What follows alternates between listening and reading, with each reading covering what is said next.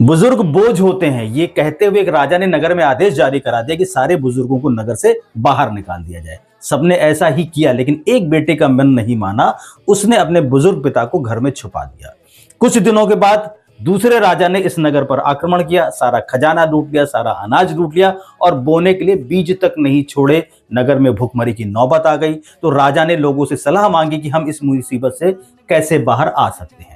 तो वही लड़का जिसने अपने पिता को अपने घर में छुपाया था, उसने आगे राजा से कहा कि राजा साहब, नगर के चारों तरफ जितने भी कच्चे रास्ते हैं, अगर उनको खुदाई करा के उसमें पानी दिया जाए तो वहां पर अनाज उग जाएगा। राजा ने ऐसा ही कराया। थोड़े दिनों बाद उन रास्तों पर अनाज उग गया।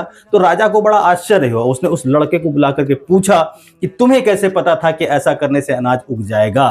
तो उसने माफी मांगते हुए कहा कि साहब, मुझे नहीं पता था, मेरे बुजुर्ग पिता को पता था, जिनको मैंने आपके आदेश के बाद भी घर से नहीं निकाला। उन्होंने ही मुझे बताया था कि जब कच्चे रास्तों से अनाज की गाड़ियां जाती थी तो दोनों तरफ अनाज गिर जाता था, मिट्टी में दब जाता था। खाद और पानी देने से वही फसल बन के फिर से उग गया। तो ये सुन के राजा को अपने फैसले पे बड़ा अफसोस हुआ। उसने सारे बुजुर्गों से माफी मांगी और उन्हें नगर में वापस बुला लिया। जो राजा को समझ में आया, अगर समझेंगे आप वो बात, तो आपके काम आएगी कि घर के बुजुर्ग दायित्व नहीं है बल्कि संपत्ति है। उनसे कुछ मिले ना मिले, लेकिन आशीर्वाद रूपी मार्गदर्शन भी लेते रहेंगे तो आपके जीवन में कभी भूखमरी की नौबत नहीं आएगी। और ये सत्य समझ लीजिए कि पुराने कपड़ों से सुंदरता बढ़े ना बढ़े, लेकिन आपकी इज्जत पूरी तरीके से ढकी रहती है और जीवन में यही जरूरी है।